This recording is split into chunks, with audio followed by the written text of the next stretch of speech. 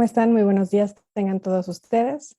La Comisión de Equidad de la Facultad de Ciencias de la UNAM les da la más cordial bienvenida a esta tercera semana de la no violencia, la cual contará con varias actividades en el marco del Día Internacional de la Eliminación de la Violencia contra la Mujer, llamado también el 25N, las cuales se realizarán a partir del día de hoy, 25 de noviembre, y terminarán el 3 de diciembre de 2021. De forma virtual haremos todas estas actividades. Estas actividades contienen pláticas y conversatorios con el objetivo de identificar, mitigar y erradicar la violencia, en particular la violencia contra las mujeres. Este evento tiene como objetivo principal generar la autorreflexión, el análisis entre los diversos actores que conformamos la comunidad universitaria, acerca de las diferentes modalidades de violencia que se han presentado dentro y fuera de la universidad, para así concientizar a la comunidad, visibilizar el problema desde distintos lugares y posiciones. A su vez, se plantea la visibilización del tema para generar esta reflexión y análisis sobre las conductas propias y de terceros, con el fin de eliminar estereotipos de género e identificar y erradicar la violencia en todas sus manifestaciones, tipos y modalidades. En particular, enfatizo las que han vivido algunas mujeres. También se busca generar la autorreflexión acerca de las conductas aprendidas que debemos ir cambiando para generar un verdadero cambio cultural en sociedades como la nuestra, donde el machismo ha sido una constante desde hace décadas. Es por ello que se presentarán diferentes eventos como 17 pláticas y 3 conversatorios para promover la participación de los estudiantes, académicos, personal administrativo y público en general. Las pláticas y conversatorios se transmitirán a través de la plataforma Facebook de la Comisión de Equidad de la Facultad de Ciencias. En los espacios de la universidad debe de seguir imperando el respeto, la solidaridad, la empatía y la tolerancia. Es por ello que en la Facultad de Ciencias, la Comisión de Equidad, junto con PACTE y el Grupo Espora, los invitamos a ser parte de estas actividades que se proponen dentro de nuestra institución en conmemoración del 25N. La Facultad de Ciencias los exhorta a ser partícipes del cambio hacia una facultad y una universidad donde prevalezca el respeto, la inclusión y la igualdad de oportunidades para todas y todos. Es así como les damos la más cordial bienvenida a esta semana de la no violencia en la Facultad de Ciencias de la Universidad Nacional Autónoma de México. A sumar esfuerzos, a dialogar y a ser empáticos con todos, todas y todes para llegar a tener espacios libres de violencia, erradicando la violencia en todas sus modalidades, tipos, para así generar una cultura de paz, igualdad e inclusión. Muchas gracias por su presencia a la distancia, pero unidos como comunidad. Muchas gracias por estar con nosotros a nombre de la Comisión de Equidad de la Facultad de Ciencias. Les damos la más cordial bienvenida a todos ustedes y en particular en este momento a nuestra primera ponente de la Semana de la No Violencia. Ella es la licenciada Elizabeth Sánchez Lugo, a quien doy las gracias por esta ponencia que nos ha preparado y me permitiré leer su semblanza curricular para dar inicio con su presentación. La licenciada Elizabeth Sánchez Lugo es una mujer apasionada por la forma en que habitamos el mundo y psicóloga de profesión. Desde preparatoria, su formación académica y profesional se ha desarrollado principalmente en la Universidad Nacional Autónoma de México, donde recientemente concluyó sus estudios de maestría en la residencia de terapia familiar sistémica y posmoderna. Durante su formación ha tenido la oportunidad y en muchos casos el privilegio de cursar prácticas profesionales, talleres y diplomados enfocados en la atención, prevención y acompañamiento a las personas que han vivido violencia sexual, familiar y de pareja. La prevención, atención y eliminación de la violencia, así como sus formas de expresión, son parte de sus intereses y posturas políticas en el trabajo clínico. En este tema ha podido ofrecer su acompañamiento a mujeres cuya vida ha sido atravesada por la violencia, mujeres que buscan conocer y crear distintas formas de relacionarse en pareja, así como hombres que cuestionan las ideas tradicionales que les han impuesto el cómo vivir. Disfruta de compartir y co-crear conocimiento en espacios de formación profesional donde ha podido participar como tallerista, conferencista y adjunta académica. En su ejercicio profesional, el feminismo, el respeto, la curiosidad y el interés genuino por la conversación conforman el punto de partida de los procesos terapéuticos. Su trayecto como terapeuta sigue construyéndose, pero está convencida de que los espacios terapéuticos son una oportunidad para reconocernos y reapropiarnos de nosotros. En el proceso se guía la conversación con el otro, el construir espacios colaborativos donde todas las voces pueden ser escuchadas y se iluminen alternativas para dar solución a las dificultades que atraviesan nuestras vidas. De nuevo y como siempre, muchas gracias, Eli, por estar con nosotros. Los micrófonos son tuyos. Gracias, Carla. Muchísimas gracias a la Facultad de Ciencias y a la Comisión de Equidad por esta invitación. Me siento sumamente honrada de ser la persona que el día de hoy inaugure esta semana pues de ejercicios de reflexión, de conversaciones, de escuchar muchas ideas distintas y de cómo desde diferentes lugares si se están ejecutando planes, pues para disminuir y en algún futuro, esperemos no muy lejano, pues erradicar la violencia, ¿no? Principalmente hacia las mujeres.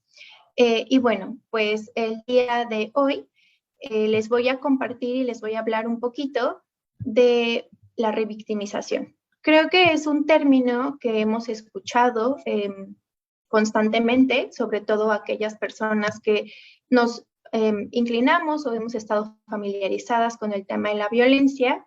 Y la intención de esta conversación que quiero hoy platicarles, de la información que hoy les traigo, pues justo tiene que ver con la segunda pregunta, ¿no? ¿Por qué no deberíamos culpar a las víctimas? ¿Qué pasa con las personas que han vivido violencia? Y yo me voy a centrar específicamente en las mujeres, puesto que es mi área de mayor experiencia y también de mayor interés, ¿no? Creo que esa es una postura que como persona, con el cuerpo, con la idea, con los diferentes ideales que a mí me definen, pues es hacia allá se ha ido como el interés en mi trabajo y en mi práctica personal también, ¿no?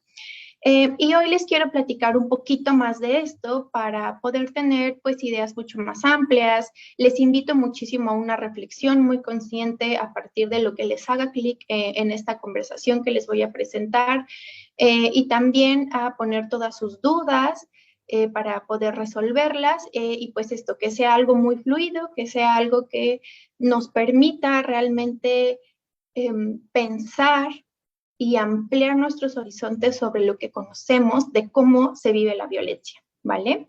Y bueno, algo muy importante para empezar es justamente pues hablar de qué es la revictimización, ¿no? De acuerdo al Diario Oficial de la Federación en 2015, la revictimización secundaria, es un patrón en el que la víctima de algún abuso o algún tipo de delincuencia tiene una tendencia significativamente mayor de ser víctima nuevamente.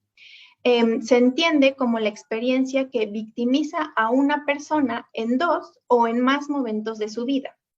Es decir, la suma de acciones o omisiones que generan en la persona un recuerdo victimizante.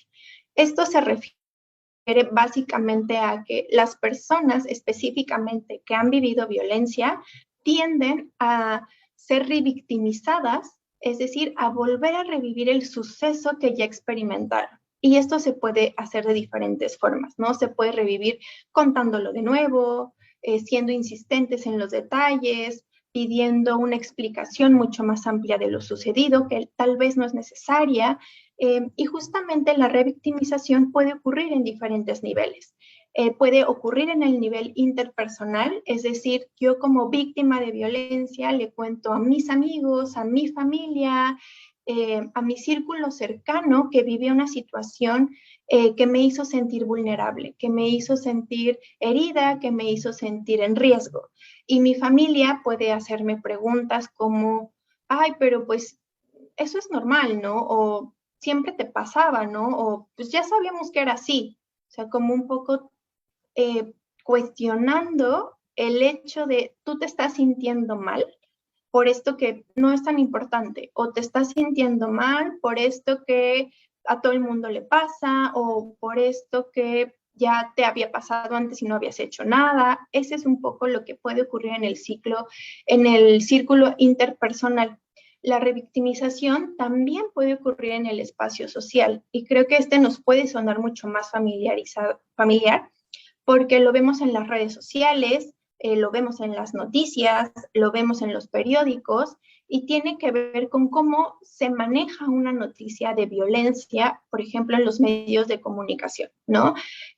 Creo que podemos tener ejemplos de algunas youtubers, algunas personas que se dedican como a los medios de comunicación, y entonces han decidido alzar la voz y han decidido pronunciarse en contra de las personas que en algún momento fueron sus agresores.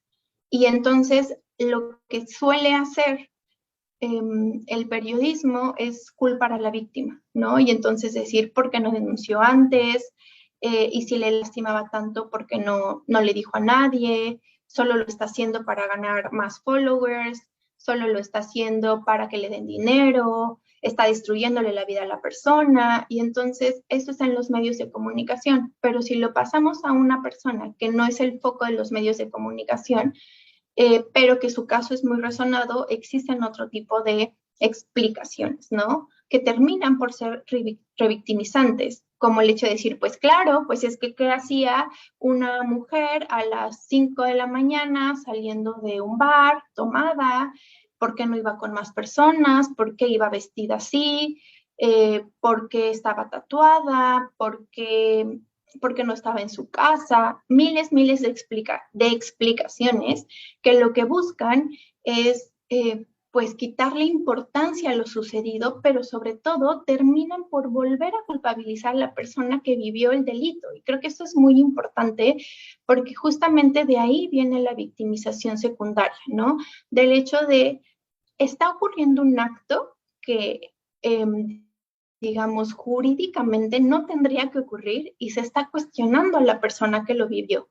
Ahorita vamos a hablar un poquito más de esto, pero me gustaría como que pudiéramos quedarnos con esa idea muy presente.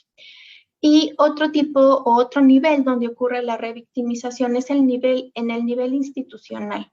Esto lo podemos observar, y es muy interesante, desde el trato que se le da a las personas víctimas de violencia que acuden a realizar una denuncia. Y no tiene que ser necesariamente solo en las fiscalías o en el Ministerio Público o en estas instancias públicas y que están para hacerse cargo de este tipo de delitos. No solamente ahí ocurre. Este tipo de revictimización institucional también pasa por, a lo mejor, si estamos en una universidad, como este es el caso, en el momento en el que se acercan las personas a la oficina jurídica de su facultad o a cualquier espacio donde les tengan que proporcionar ese servicio, y en el proceso de denuncia, primero a lo mejor no tienen espacios adecuados para atender los casos, ¿no? Y entonces están las personas narrando lo que les ocurrió en un espacio abierto, en el que otras personas lo pueden escuchar, en el que no hay privacidad justamente, o en el que el agresor incluso también puede estar ahí, ¿no? Entonces, creo que esto es muy importante, porque pensamos que lo institucional únicamente tiene que ver con el trato que dan las personas que están ahí para guiar en el proceso. Y creo que también es importante mencionar que esto se tiene que reestructurar desde los espacios físicos a los que llega la persona en situación de violencia. Esto es algo que no podemos perder de vista, porque todo eso influye en cómo se está teniendo la experiencia, en el caso específico de lo institucional, del proceso de denuncia. Y necesitamos que sea un proceso ágil, necesitamos que sea un proceso seguro, necesitamos que sea un proceso que no se vuelva eterno, porque lo contrario, eso genera justamente más efectos de la violencia ya vivida en la persona, ¿no? Entonces tenemos esos distintos niveles, 3 niveles en los que se da o en los que puede ocurrir la revictimización. Ahora, algunas de las explicaciones por las que ocurre también las puse en 3 puntos. Uno puede ser por omisión, es decir, puede existir como, digamos, este no saber, que es hasta cierto punto válido, pero que también es importante que si estamos acudiendo, es válido, por ejemplo, para nuestros amigos, para nuestra familia, pero no es válido para los medios de comunicación, no es válido para las fiscalías, no es válido para las universidades, donde si este problema existe, tienen que existir profesionales preparados para atenderlo. Entonces, la omisión se refiere justamente al no saber, al no tener esta conciencia sobre qué implica el trato, las palabras y las explicaciones que le estoy pidiendo a la otra persona, a la persona que está llegando en una situación vulnerable y está confiando en mí para apoyarle, para guiarle en un proceso que va a ser complicado. Entonces, esa es la parte de la omisión. Otra parte muy importante es también por los prejuicios, ¿no? Es decir, esta explicación y estos prejuicios que otra vez tienen que ver con una cultura que socialmente está construida para culpar a las mujeres de la violencia que vivimos. Y entonces esos prejuicios justamente tienen que ver con estos titulares amarillistas que de pronto podemos encontrar en los medios de comunicación o, como les decía, en las redes sociales, ¿no? Y entonces que nos están hablando de, claro, pues es que cómo no le iba a pasar eso si era una persona que se la pasaba de fiesta y variada, o sea, ese tipo de prejuicios que encasillan a las mujeres en un estatus o un ideal de lo que significa ser mujer, pero que no tiene nada que ver muchas veces con la realidad y con la particularidad de cada persona. Y que por supuesto que no es una regla ni es un camino directo y nunca lo va a ser para vivir violencia. Entonces, otra explicación de por qué puede ocurrir la revictimización es por los prejuicios. Y la tercera, que es en la que yo me voy a centrar principalmente, bueno, creo que me voy a centrar en las tres, pero es la invisibilidad de la violencia, ¿no? ¿Esto qué significa? Otra vez me regreso. Vivimos en una estructura cultural en la que la violencia puede pasar desapercibida a menos que sea evidente. Y con evidente me refiero a mujeres llegando a denunciar con fracturas, con golpes, porque las corrieron de su casa y no las dejaron entrar en estados de extrema violencia física. Y la violencia no empieza desde ahí. La violencia sigue un camino que muchas veces se ignora, porque estructuralmente y socialmente se ha tendido a poner la violencia en un lugar de no es importante, cuando es mínima, cuando son palabras, cuando son bromas hirientes, cuando son manipulaciones, eso pareciera que no es violencia, pero sí es violencia. Y el no nombrarlo y el no verlo y el no hablar de eso contribuye a que se pase de largo y que entonces justamente estemos esperando que vivir violencia sea llegar a extremos, a situaciones que verdaderamente ya ponen en riesgo la vida de las personas. Y esto es sumamente importante porque no podemos contribuir como sociedad a que eso siga pasando. Tenemos que cuestionar la forma en la que nos estamos relacionando con nuestras parejas, con nuestras amistades, con nuestros vínculos laborales, porque la violencia no puede ser el camino permitido para tolerar o para aguantar cosas que nos duelen y nos lastiman. Y bueno, la revictimización pues justamente genera sentimientos de culpa, vergüenza, esta sensación como de no sentir que va a haber un futuro mejor, de desamparo, miedo, y que todas estas no son sentimientos nuevos. O sea, es algo que la persona que ya vivió la violencia probablemente ya siente, pero que eso que le hizo dudar de si me estará pasando o no, si alguien externo que tendría que apoyarle, como en las instituciones se lo dicen, termina por fijar esas emociones en la persona. Y eso hace mucho más complicado el proceso de sanación particular de cada mujer que ha sido, pues que ha sido víctima de estos tratos o de estos golpes o de estas diferentes formas de violencia. Entonces, no pensemos que la revictimización es algo que, pues, un poco no importa porque la persona ya lo vivió. No, no, claro que importa y abona y influye y genera un efecto mucho más digamos, termina por consolidar los otros efectos que la violencia ya ha tenido en la vida de las personas. Y justo lo que les mencionaba hace un momento, la revictimización suele responsabilizar a la víctima y justificar al agresor. Porque entonces, si la culpa es de la víctima porque estaba tomada y iba en ropa provocativa, eso entonces le da una justificación al agresor. Y si la culpa es de la víctima porque no estaba en su casa, eso le da una justificación al agresor. Entonces, esto es bien importante porque justamente nos muestra que las mujeres somos las únicas víctimas de las que se pone en duda su inocencia. O sea, creo que de verdad, y les invito si alguien más tiene un ejemplo, porque yo no lo he encontrado, que nos pueda decir qué otro delito busca darle una justificación a la persona que lo cometió y culpar a quien lo vivió.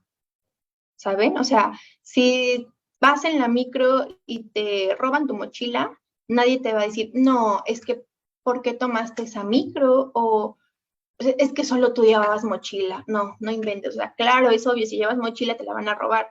No. O sea, justamente las sensaciones o los comentarios que se reciben son como, ay, no inventes, qué mala onda, no, pues está súper dura la delincuencia, hay que ir a denunciar, híjole, ¿estás bien? ¿Te pasó algo? ¿En qué te ayudo? Y a las mujeres se nos acusa de cómplices, de obtener ganancias secundarias, de masoquistas, de neuróticas, de débiles. Este es un punto en el que me quiero detener porque es algo que últimamente yo he observado mucho como en redes sociales, ¿no? Como esta parte de, claro, las mujeres están en relaciones de violencia porque les gusta sufrir, porque tienen una personalidad egocentrista, porque son masoquistas, porque tienen un trastorno de no sé qué. Ojo con eso, porque otra vez estamos cayendo en culpabilizar a las personas que se relacionan con seres violentos y no a quienes están ejerciendo la violencia. Y no hay que olvidar nunca que la violencia es responsabilidad de quien la ejerce. Y que en ese sentido, creo que lo que tendríamos que estar cuestionando como sociedad es por qué hay personas que agreden a otras personas, específicamente porque hay hombres que en sus relaciones de pareja, en las familias, en las relaciones donde hay una jerarquía y digamos, debajo están las mujeres, usan y abusan de ese poder para lastimar a las otras personas. O sea, creo que eso es lo que deberíamos estar cuestionando.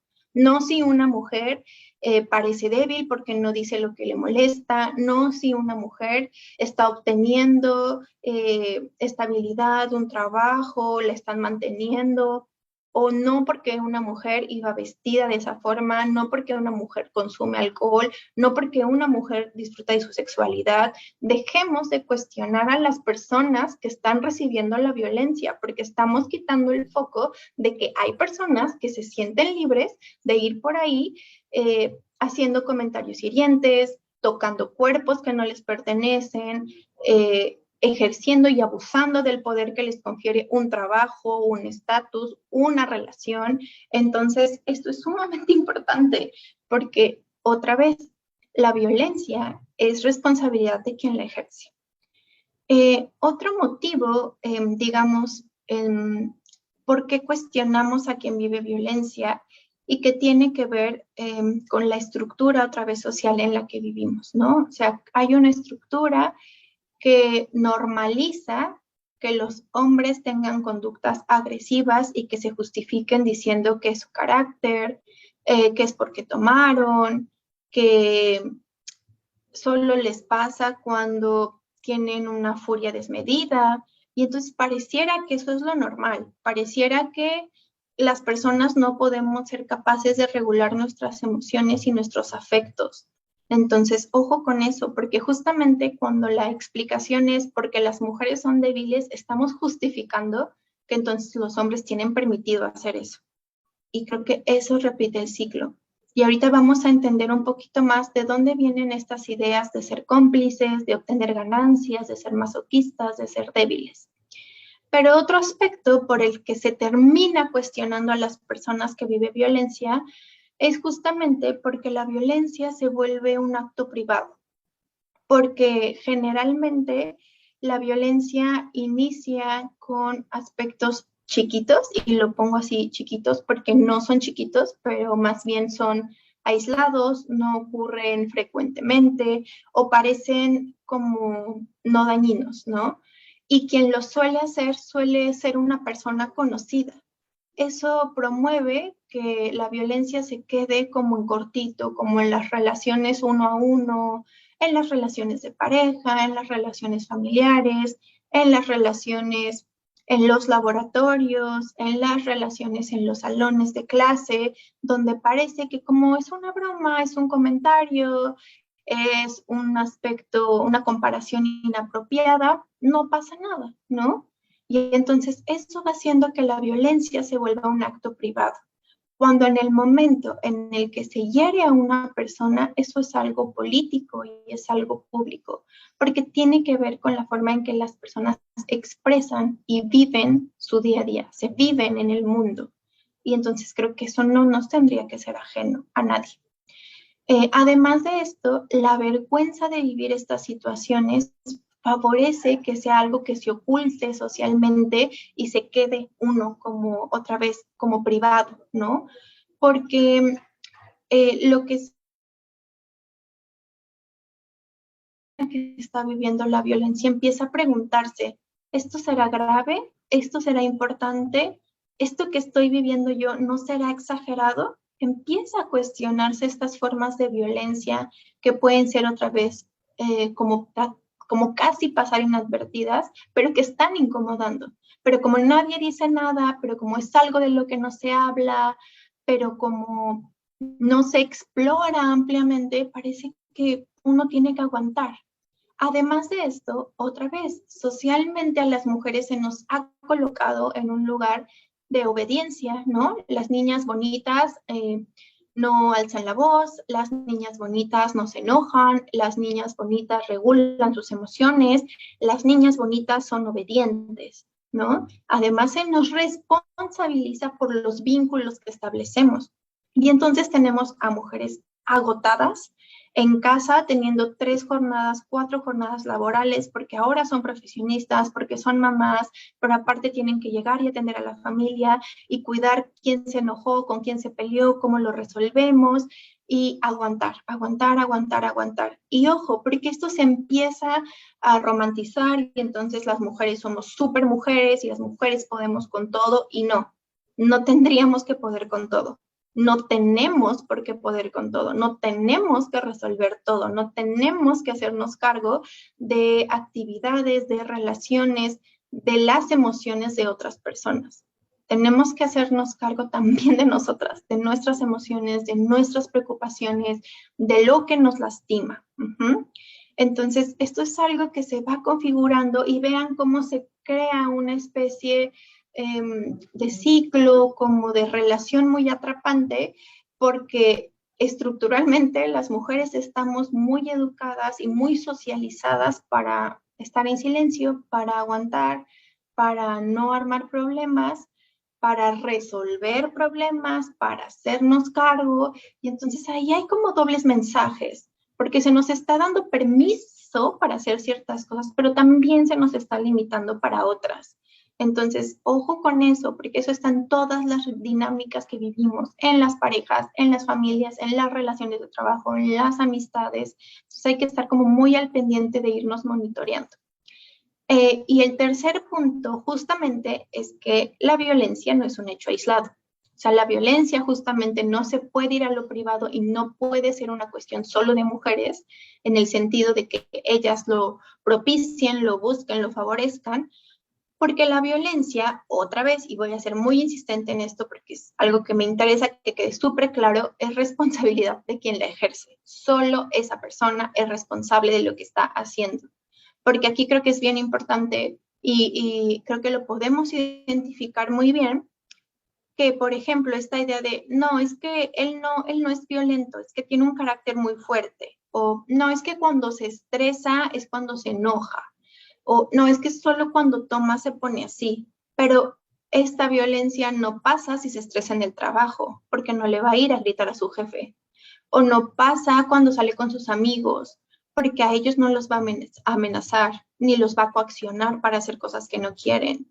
Es una violencia dirigida, dirigida a quien se ve vulnerable, y que en este caso es la pareja o es esa mujer que estamos viendo que no se puede, así entre comillas, defender, porque hemos estado preparando, los violentadores han estado preparando ese camino en el que cada vez las mujeres se van sintiendo más vulnerables y es más difícil hacer algo y moverse del lugar.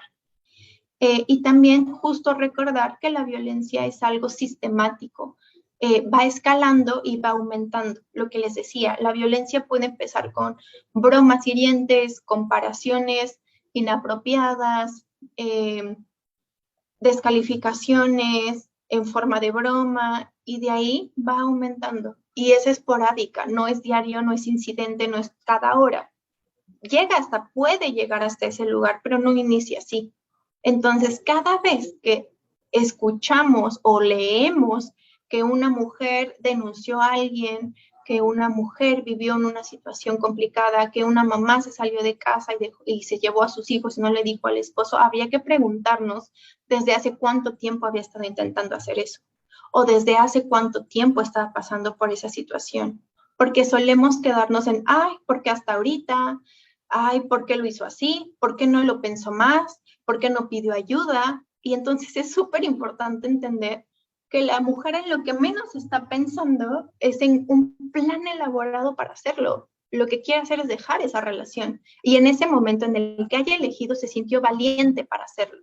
Y eso es algo que se tiene que reconocer porque no es fácil. Y justamente creo que algo que nos puede ayudar a entender muy bien lo que pasa con las mujeres que están viviendo una relación o una situación de violencia, porque no solo es en la relación de pareja, es justamente el ciclo de la violencia. Este ciclo fue propuesto por Leonard Walker, quien se encargaba y trabajaba con mujeres justamente en situación de violencia, y pudo como observar diferentes fases por las que va pasando alguien que está viviendo o ha vivido una situación de violencia. Y algo muy importante es que esto suele asociarse con el trastorno de estrés postraumático, pero hay una gran diferencia y a mí me parece sumamente importante. El trastorno por estrés postraumático está principalmente relacionado a eventos que ocurren justamente inesperadamente y causan una ruptura, digamos, como en nuestro aparato como emocional, en nuestra forma de conceptualizar ciertas cosas, en nuestra forma de vivirnos.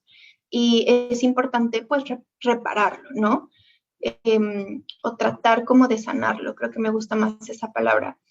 La cosa es que en la violencia no es un evento, ha sido un camino lleno de picos, de eventos que han repetido los efectos que el estrés postraumático tiene. Entonces no estamos hablando de una sola situación, estamos hablando de una serie de situaciones que se ha estado repitiendo, repitiendo, repitiendo, repitiendo, de tal manera que efectivamente cuando las personas deciden o logran, porque no muchas veces no es una decisión, muchas veces es una oportunidad, muchas veces es una llegada al hospital, muchas veces es una situación de riesgo extremo, las que les permite como salirse, ¿no? O salir, no necesariamente con su decisión, salir de ese espacio en el que están siendo violentadas. Y justamente este efecto o este ciclo de la violencia lo que produce es esta sensación de aislamiento porque, como les comentaba, ya que la violencia inicia o puede iniciar con cositas pequeñas que nos cuesta validar, porque a las mujeres nos han enseñado a no quejarnos o a no centrarnos en nuestras emociones o a no prestar atención a nuestros malestares, lo vamos dejando pasar. Eso a la larga produce aislamiento, porque ¿cómo le voy a decir a mi mejor amiga que mi pareja o que mi jefe me está coercionando cuando no le dije que a lo mejor empezó haciendo una broma que no me gustó? O sea, ¿cómo me voy a sentir mal? Me voy a sentir culpable porque yo ya había visto esto y no hice nada. Entonces, eso va generando esta sensación de aislamiento, porque no nos sentimos con la suficiente capacidad ni seguridad de hablarlo abiertamente. Además de que muchas veces en las relaciones de violencia, justamente lo que hace la persona violentadora es ir aislando, es ir cortando las redes de apoyo de la persona a la que está violentando. Y entonces encontramos mujeres que no tienen a amigas o que perdieron el contacto con ellas, que su familia ya no la ven tan frecuentemente, que ya no trabajan, porque cuando se casaron les dijeron que lo mejor era que ya no trabajaran, que se la iban a pasar padrísimo. Y aquí me gustaría poner un ejemplo de, estaba leyendo en redes sociales en algunas páginas como algunos, como, sí, comentarios de otras chicas y entonces ahí recuerdo muy bien uno que explicaba cómo es este proceso de aislamiento, ¿no? Y que los violentadores conocen, digamos, o hacen muy bien, ¿no? Y ella decía que ella no pensaba que fuera violencia, pero que cuando salía con su novio, él le invitaba siempre a lugares lejos de su casa que ella no conocía. Y le decía, no, tú no lleves dinero, yo te voy a pagar todo, tú no te preocupes, vas conmigo. Y que eso cuando estás conociendo a alguien puede sonar como muy lindo, como muy atractivo, como alguien que se preocupa por ti, como alguien amoroso. Y esta persona relataba que después si se peleaba, estaba porque se sentía incómoda. Y así también se va dando el aislamiento, ¿no? O sea, puede haber un aislamiento social, un aislamiento emocional, un aislamiento físico. Pero pues la persona que está en la situación de violencia lo que va sintiendo es que no tiene a quién acudir y lo va viviendo. Entonces, no solo es una cuestión de tan fácil como decir voy y denuncio, o ya me armo de valor y voy a la fiscalía, o voy al MP, porque hay una serie de configuraciones emocionales que se están dando en esta persona. Entre estas también está la desvalorización, ¿no? Como esta sensación de cómo voy a valer algo si estoy permitiendo que esto esté pasando, porque esa es la idea, que las personas que están viviendo la violencia son las responsables. ¿Y cómo no van a sentirse así si justamente tenemos toda una estructura y ellas lo han visto en redes, lo han visto en las noticias, lo han leído, a lo mejor hasta en algún momento lo dijeron, ¿no? Como claro, es que ella está con él, sí lo quiere, nada más se hace como que no, o se está haciendo del rogar, o no, sí le gusta, nada más está así de payasa, ¿no? O sea, como ese es el discurso social en el que crecimos, en el que estamos constantemente relacionándonos. Y justo después de esto vienen las emociones de culpa, de dependencia, de sentir que no van a poder solas, de esta indefensión, ¿no? Entonces, estos son algunos efectos de justamente este ciclo, que el ciclo que propone la autora en realidad habla de acumulación de la tensión, explosión y luna de miel. Pero a mí me gusta mucho este ciclo que no recuerdo ahorita como la fuente oficial, pero me gusta mucho porque explica, ¿no? Como cada uno y agrega, digamos, uno extra que es la minimización, pero que está dentro de la luna de miel. Entonces, les voy a ir explicando cómo, en qué consiste, porque creo que esto puede ayudar mucho a entender qué está viviendo una persona en una situación de violencia y por qué no lo podemos reducir a porque no habló antes, es que iba vestida así, es que solo está exagerando, es que le conviene hacer esto ahorita, es que está ganando cosas, ¿vale?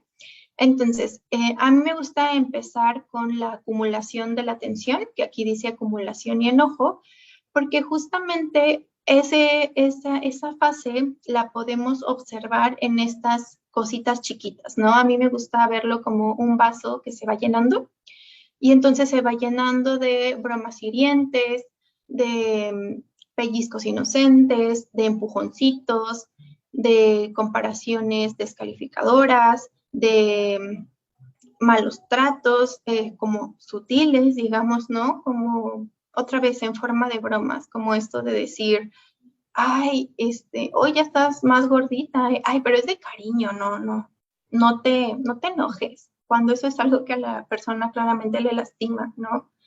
O como del decirle, ay, ¿para qué estudias para tu examen? Ni lo vas a pasar, nunca los pasas. Ay, ya te enojaste. Ay, yo nada más estaba tratando de recordarte algo, cuando es algo que descalifica a la otra persona, que la hace sentir menos. Y entonces este vasito se va llenando de esas cositas, que esto va cambiando de acuerdo al nivel de violencia en el que esté la relación. Si es una violencia, digamos, como esta, que está en lo sutil, la tensión se va a llenar de estas cosas. Pero si es una violencia que ya ha escalado a lo mejor a agresiones físicas, se va a llenar de esto, pero también se va a llenar de golpes a la pared, también se va a llenar de aventar cosas, también se va a llenar de dar portazos, ¿no? Y entonces esta acumulación lo que va generando en la persona que vive violencia es justo angustia, muchísima ansiedad, porque no sabe en qué momento va a explotar esto, miedo, porque no sabe dónde va a terminar, mucha desilusión, porque la persona no está cambiando, porque otra vez le va a hacer daño, porque nada de lo que ella haga es suficiente.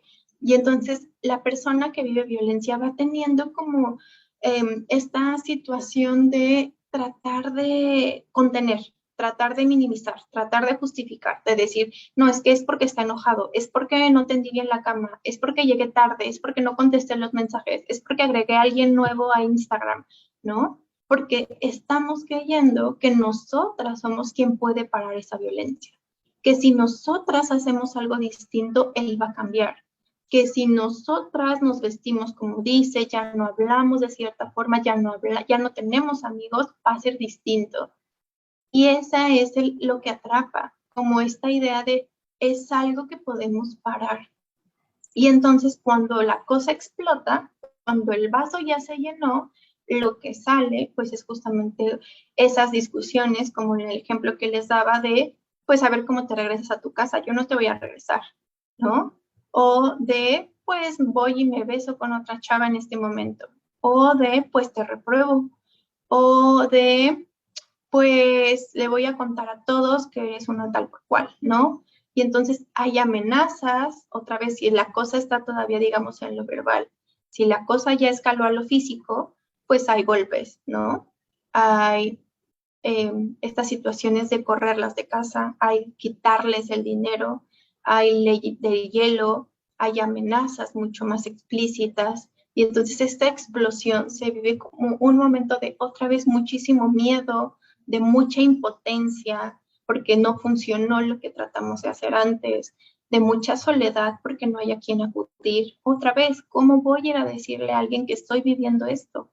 ¿Cómo le voy a decir a mi familia que la persona con la que me casé no es quien ellos creen? ¿Cómo le voy a decir a mi familia que el papá de mis hijos me está haciendo esto? ¿Por qué? Porque las mujeres somos responsables de las relaciones que construimos, ¿no? Y hay esta sensación de mucha parálisis, de no saber qué hacer. Incluso si la violencia es muy extrema o si la violencia es algo, porque es algo individual, ¿no? Que se vive como muy fuerte o no. Si la violencia es tal que está poniendo en riesgo, digamos, la parte emocional, individual de la persona, puede haber disociación, ¿no? Y esto es justamente algo bien importante porque no lo ven las personas que se dedican a llevar los procesos legales con personas que viven violencia. La disociación hace que no te acuerdes exactamente cómo pasó, que no te acuerdes si tú estabas en una fiesta y tú le dijiste que te besaras o no, que puedes no acordarte cómo empezó la situación y cómo fue que tú al otro día amaneciste llena de moretones. Eso es disociación. Y no puede ser que a las personas que viven violencia se les esté pidiendo una explicación exacta, paso por paso, casi hora por hora y con testigos de cómo fue el evento.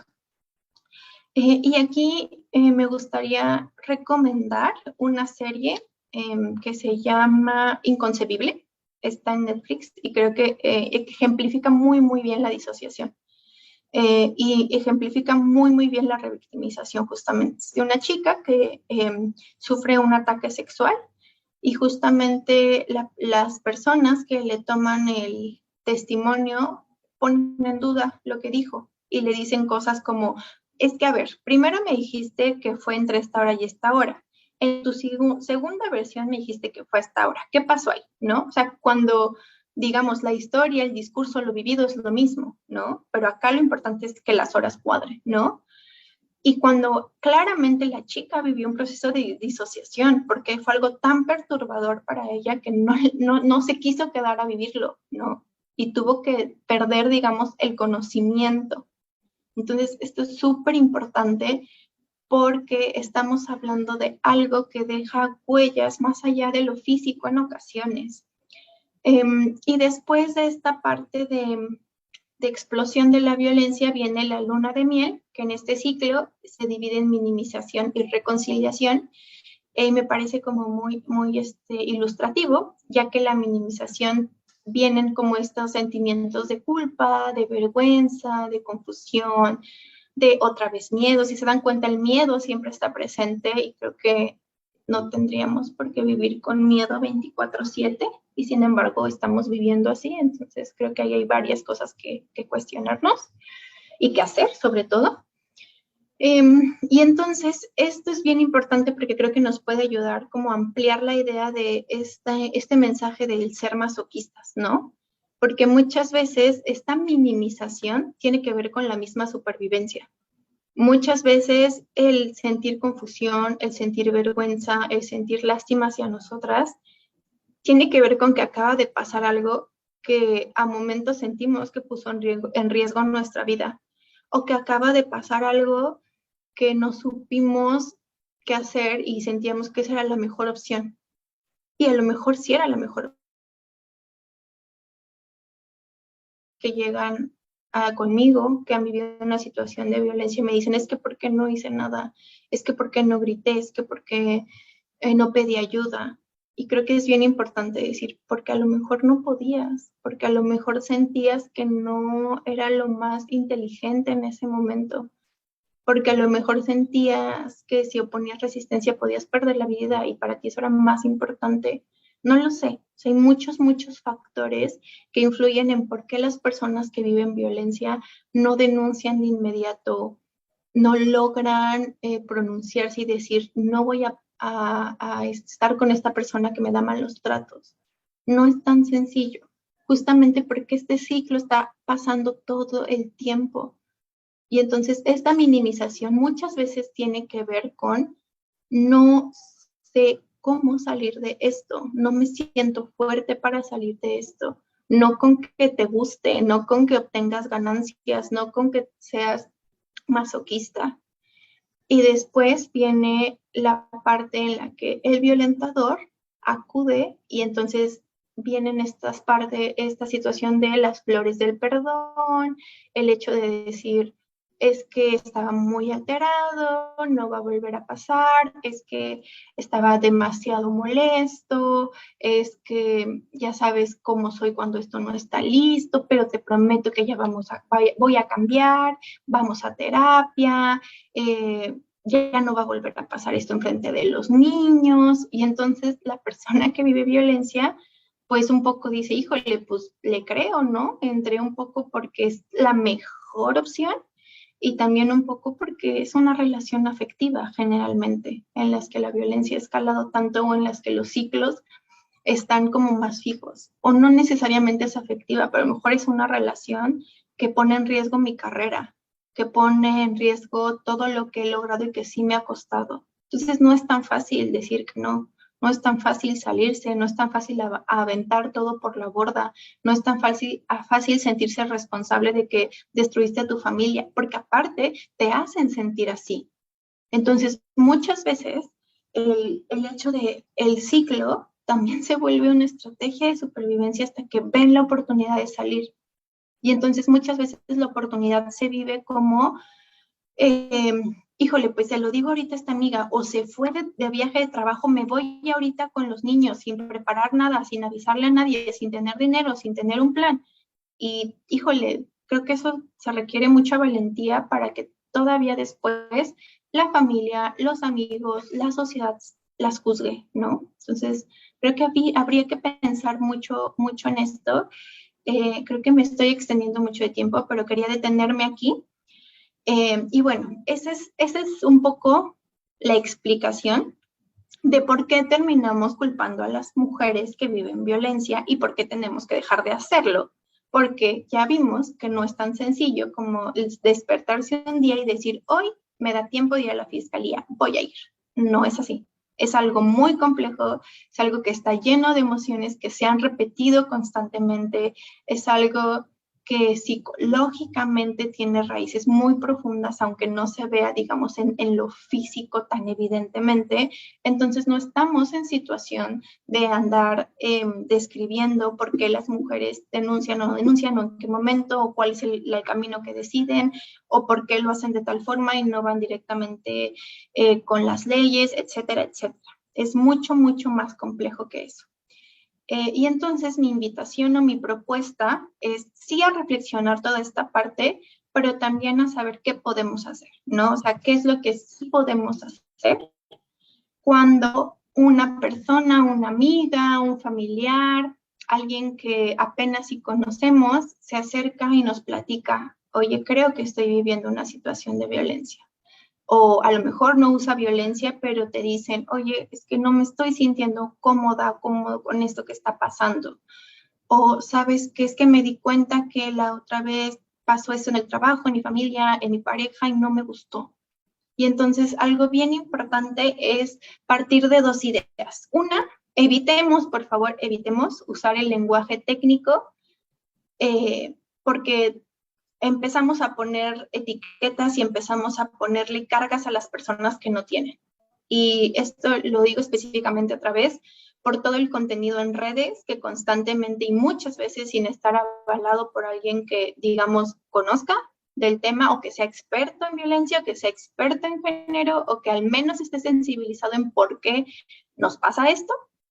Y entonces estamos por ahí diciéndole a las personas, ay, es que eres bipolar, es que eres dependiente, es que eres codependiente, es que tienes depresión, es que te falta inteligencia emocional, es que eres masoquista, es que eres egocentrista. Ojo con eso, porque eso termina por darle una carga a las personas que no tienen que tener. Porque la única persona que sabe cómo se está viviendo, cómo está sintiendo y qué está pasando es la persona que lo está viviendo. Entonces, alejémonos de esos discursos, alejémonos de decir es que son bien tóxicos los dos, alejémonos de decir es que los dos son súper dependientes o son codependientes, porque la violencia es responsabilidad de quien la hace, ¿vale? Y otra cosa bien importante, no olvidemos que el lenguaje no solamente son las palabras, que también comunicamos con nuestro tono, con nuestras expresiones faciales, con nuestras posturas corporales, y que muchas veces para una persona que está viviendo violencia y que se acerca porque nos tiene confianza, el asentir, el tener un tono delicado, el no gritar, el no enojarse, el no juzgar, también se puede comunicar únicamente con una escucha, con un abrazo, si es que la otra persona lo quiere, con una pregunta tan simple como ¿qué necesitas que haga por ti? ¿Quieres que hablemos de esto con alguien más? Gracias por contarme esto, sé que no debe ser fácil. Entonces, no solamente pensemos que tenemos que hablar, decirle, explicarle el ciclo de la violencia, mandarla a todas las asociaciones que conocemos para violencia de género. Hay que ver qué necesita la persona, porque lo que pasa con la violencia es que nos activa, nos ponen alarmas y nos dice, hay que hacer algo, y hay que hacerlo ahorita, y hay que hacer un plan, y hay que hacer una recaudación de dinero, y hay que conseguirle dónde vivir, y hay que conseguirle una abogada. No, un paso a la vez. Muchas veces las mujeres que están en una situación de violencia, el primer paso, y es un paso gigante, es contárselo a alguien más. Justamente para esta sesión estaba leyendo un artículo muy interesante de una investigadora española y ella hablaba de que en la idea de cómo se trabaja con las mujeres víctimas de violencia no hay una fórmula mágica o no hay una receta que sea, se enteran, denuncia, se separa del agresor, ¿no? Que cada caso es particular, cada caso es individual y es así que cada caso va a tener un proceso específico para ser tratado. Entonces, que esa ansiedad por escuchar que alguien está viviendo violencia no nos gane. Tratemos de regular porque esa ansiedad nos pertenece a nosotros, quienes escuchamos. No le agreguemos más a la persona que está viviendo violencia. A lo mejor para esa persona, de verdad, el darse cuenta y el decirlo en voz alta ya le está implicando un buen trabajo. Y otra vez, creo que eso es pura valentía. Entonces, estemos como muy atentas y atentes de eso. Y bueno, como un poco como en esta parte de las claves, que era el título de esta conversación, pues, ¿cómo le hacemos, no? Entonces, aquí hay unos puntos muy claros. Uno, escuchemos desde la paciencia, esto es decir, sin esta ansiedad de hagamos, desde la empatía, no tenemos que vivirlo para escuchar en silencio, para tratar de no juzgar, para tratar de conectar con lo que la otra persona está sintiendo. Desde la calma, desde esta atención de te escucho, te miro, veo si necesitas un Kleenex, un vaso de agua, un momento en silencio. Eso es atención consciente, estar en la conversación con la otra persona. Otra vez, tratemos de mantener la calma nosotros y evitar respuestas polarizadas, ¿no? Y de exigencia. Otra vez, no, vámonos al MP, ahorita, yo te acompaño, yo te llevo, yo estoy contigo. Ojo, a lo mejor la persona no quiere ir en ese momento, eso está bien. Tampoco le digamos, no, es que ya córtalo, renuncia a tu trabajo, sepárate. Eso es polarizado, no sabemos qué está viviendo la persona. Aquí yo pensaba mucho, seguro supieron de este caso porque se viralizó, lo cual me parece una cosa muy controversial, digamos. El caso de, bueno, no supuestamente, más bien en el video, lo primero que dijeron fue que era su pareja, empieza a violentarla en su clase, ¿no? Y llovieron respuestas, ¿no? De te apoyamos, maestra, desde un lugar creo que de mucho interés, ¿no? Pero otra vez, desde esto que produce la violencia, es ir rápido y rápido. Y yo sé que queremos que a nadie le pase, pero necesitamos preguntarnos, ¿qué necesita la otra persona? Porque a lo mejor la otra persona no se puede ir tan fácil, porque entonces la violencia va a ser más grande para ella, o va a poner en riesgo a sus hijos, o va a poner en riesgo a otras personas valiosas para esta persona, o la va a poner en riesgo a ella misma. Entonces, evitemos esas respuestas polarizadas, porque no sabemos qué está pasando cada quien, ¿no? Entonces, ese ejemplo de la maestra me lo recuerda mucho, porque salieron 1000 opciones, y yo me preguntaba, ¿y qué necesita ella? ¿Qué es lo que ella está queriendo ahora que se supo? Porque aparte se supo probablemente sin que ella quisiera que se supiera, ¿no? Y creo que eso es algo muy fuerte también por lo que ella les acabo de compartir. Y entonces esto tiene que ver con la pregunta justo, ¿qué necesita la persona? ¿Qué es lo que necesita? ¿Necesita apoyo? ¿Apoyo de qué tipo? ¿Económico? ¿De redes? ¿De lugares a los cuales acceder? ¿Terapéutico? ¿Legal? ¿Qué tipo? ¿Necesita contacto físico? ¿Un abrazo? ¿Un estrechez de manos? ¿Qué necesita? Hay que tratar de enfocarnos y reconocer como fortaleza o como cambio lo que nos está contando, ¿no? Otra vez, eso es sumamente valiente. A veces las mujeres no lo ven así, pero creo que no está de más decírselos, porque sí se necesita mucha valentía para hacerlo, ¿no? A lo mejor también el decir, gracias por contarme, yo voy a estar aquí para lo que necesites. Si no es ahora, puede ser después, no dudes en buscarme. Esa es la apertura al cambio. Luego, algo bien importante, hay que ofrecer lo que verdaderamente podemos mantener. Si vamos a ser personas que van a estar ahí 24/7, digámoslo, pero que sea 24/7.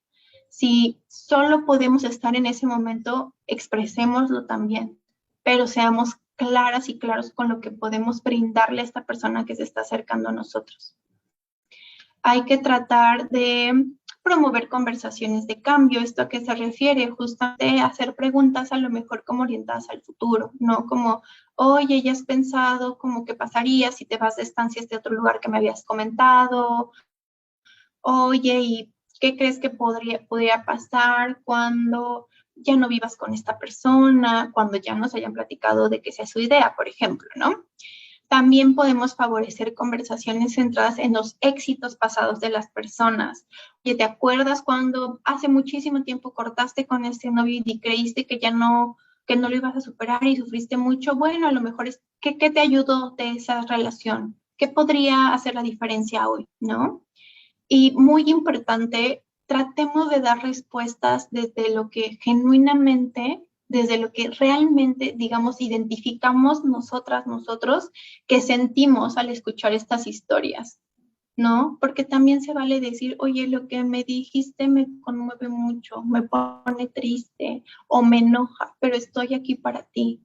O lo que me dijiste nunca lo había escuchado, no sé cómo reaccionar, pero cuéntame más, te escucho, ¿no? O sea, hablemos también lo que nos está pasando, porque eso también permite que la persona que vivió violencia lo exprese. Y evitemos así totalmente hacer sugerencias, ¿no? Otra vez, no, habla con él, o dile esto, o es que ya díselo a tus papás, habla con tu superior. Evitemos las sugerencias, preguntemos qué necesita la persona. Evitemos las críticas constructivas, ¿no? Como el decir, es que eres muy débil, por eso está pasando esto. Es que esto no te hubiera pasado si me hubieras hecho caso, ¿no? Porque otra vez estamos culpabilizando sin querer, ¿no? O desde este lugar de no saber, pero ya ya les estoy contando, entonces ya no tiene un pretexto. Evitemos dar puntos de vista, ¿no? Como, no, es que yo pienso que si tú haces esto, las cosas pueden cambiar. O es que yo pienso que, no, que estás exagerando. Evitemos dar puntos de vista. Evitemos hacer comparaciones. Evitemos decir, es que si yo fuera tú, ya hubiera hecho esto, esto y esto. Es que lo que yo vi la otra vez es que tal persona hizo tal cosa. Evitémoslo. La persona que vive violencia ya está pensando desde donde puede y hasta donde puede. Preguntémosle qué necesita, confiemos también en sus recursos y promovamos estas conversaciones de lo que puede invitar al cambio. Es decir, guiemos desde un lugar otra vez muy amoroso, de mucho acompañamiento, de mucha escucha. Evitemos creer que podemos decidir por ellas, ¿no? Como otra vez esta parte de decir, es que necesitas denunciar, vámonos a denunciar, o es que necesitas ya separarte, pero hoy vamos por tus cosas. Algo muy importante que causa mucho ruido es evitar hablar mal del agresor, porque de pronto uno podría pensar, ¿cómo? ¿Cómo si es un maldito, no? Sí, pero muchas veces las personas sienten un afecto inmenso por esa persona aunque las esté violentando. Otra vez, porque no siempre fue el violentador, porque no siempre fue esa persona que hoy las está haciendo sentir muy mal, porque aparte creen que ellas son responsables. Entonces muchas veces hablar pestes de la persona que está siendo agresora aleja y produce este lugar de aislamiento. Es decir, no tenemos por qué volver al agresor el centro de la conversación, pero sí podemos hablar de que bajo ninguna circunstancia nadie merece ser maltratado, que el amor no tiene que doler, que las relaciones de pareja no tienen por qué lastimar, que nadie tiene por qué aguantarse un maltrato a fin de tener una investigación, un artículo, de titularse. El maltrato no es un camino, no lo es. He estado 2 veces creo que lo de la decisión, pero sí, evitemos como forzarlas a tomar una decisión. Bueno, es que se parece mucho a creer que podemos decidir por ellas. Pero evitemos esta parte de otra vez jalar para que ya hagan algo, porque las personas que viven violencia están haciendo lo que pueden con lo que tienen y eso es lo mejor, no tengamos duda. Pueden hacer más y van a mejorar, por supuesto, pero es una cuestión de ritmo, de confianza, de seguridad, de reestructuración, que es un proceso que se tiene que ir trabajando. A algunas personas les cuesta más, a algunas personas les cuesta menos, pero es un proceso individual y cada quien va a ir reconociendo su ritmo. Entonces, si estamos dispuestos a apoyar, respetemos el ritmo de las personas y seamos pacientes para estar ahí cuando necesiten estar. Y sobre todo, evitemos, porque creo que esta es otra forma bien fuerte de revictimizar, transmitir la idea de que es algo fácil de resolver. no es fácil. Si fuera súper fácil, créanme que nadie viviría violencia. No es fácil. Es algo bien complejo. Y yo parto firmemente de la idea de que las personas no estamos en relaciones o no hacemos cosas que nos ponen en lugares vulnerables o que nos lastiman. No a propósito. Entonces es algo mucho más complejo que eso. Y el hecho de que no sea fácil de resolver no significa que sea imposible. Pero otra vez, no es una carrera, no es una carrera de velocidad, es algo de escuchar, de detenimiento, de resistencia en el sentido de que es volver la luz hacia nosotras mismas para poder sanar. Y cuando escuchamos y acompañamos desde estos lugares, creo que podemos promover relaciones que hagan diferencias y podemos ser esas personas clave para estar ahí para alguien que está en proceso de salir, de asimilar, de reconocer que estuvo en una relación o está en una relación de violencia. Cada quien tiene un ritmo distinto y por eso es tan importante respetarlo. Y bueno, creo que estoy justo en el tiempo, entonces no sé si haya un tiempo para las preguntas, pero si no, eh, todas las que hayan surgido las vamos resolviendo en el transcurso del día, ¿verdad, Carla? Así es, Eli. Eh, pues ya no nos queda más que agradecerte por el tiempo, tu disposición y esta plática tan interesante de justamente eh, darnos estos tips para dar dar una mejor atención en el caso de que tengamos este tipo de casos que a veces nos llegan desde lo familiar, una amiga, un amigo, y estar preparados, ¿no? Justamente para decirle qué necesitas. O sea, ya nos queda muy claro que es qué